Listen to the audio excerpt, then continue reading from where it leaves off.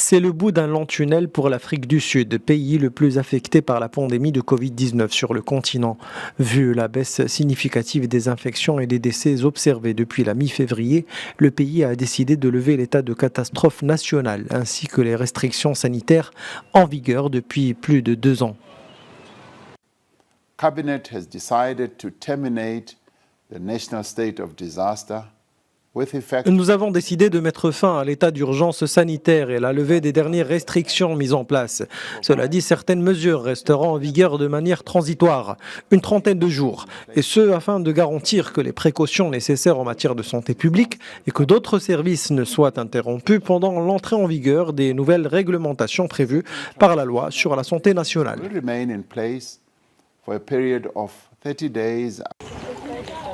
L'état de catastrophe nationale en vigueur avait duré plus de 750 jours dans le pays. Le taux de mortalité est passé d'une moyenne quotidienne de 420 en juillet 2021 à seulement 12 la semaine dernière, selon les autorités sanitaires sud-africaines.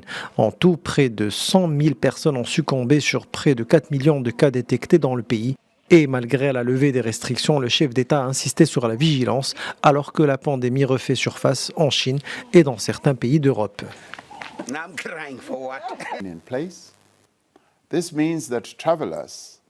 Le respect des mesures sanitaires des autres pays devront être respectés. Cela veut dire que les voyageurs entrant dans le pays devront présenter un test PCR négatif ne dépassant pas 72 heures ou un certificat de vaccination.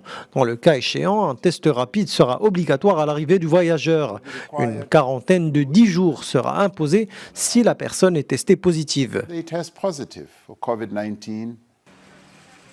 Cap désormais sur la pleine relance de l'économie, très sévèrement impactée par les restrictions. Le taux de chômage a dépassé les 35% au dernier trimestre 2021. Pour protéger les communautés les plus vulnérables, le gouvernement a mis en place une allocation mensuelle de $24 qui restera pour le moment maintenue.